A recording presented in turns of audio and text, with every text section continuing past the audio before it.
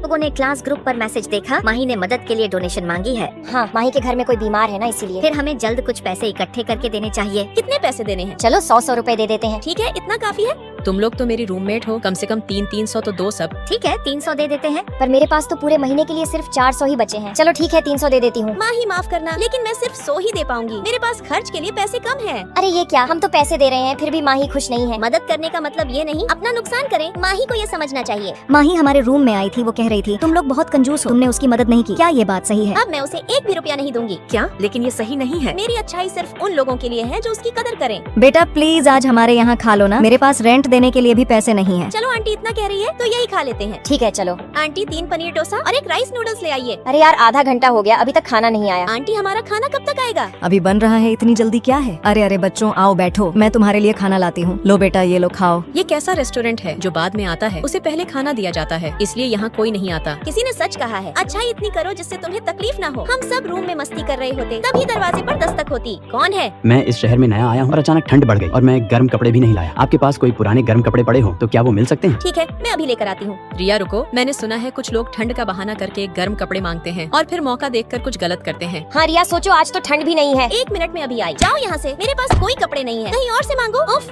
बाल बच गई। आज तो तू बच गई, लेकिन याद रखना मैं आऊंगा जरूर। अच्छा होने के साथ साथ सही गलत की पहचान होना भी जरूरी है। पैसा देना मेरा फर्ज नहीं, मेरी मर्जी है। सही कहा, अच्छाई के साथ साथ थोड़ी सख्ती भी जरूरी है। फिर मैं भी सिर्फ 100 रुपए ही दान करूंगी। हाँ यार, 300 बहुत ज्यादा है, फिर मैं पूरे महीना अपना खर्च कहाँ से करूँगी। सही कहा, 100 रुपए भी कोई छोटी रकम नहीं है। मदद जरूर करो पर अपनी हद और समझदारी कभी मत भूलो। दोस्तों मेरी तरफ से आप सभी को हैप्पी होली।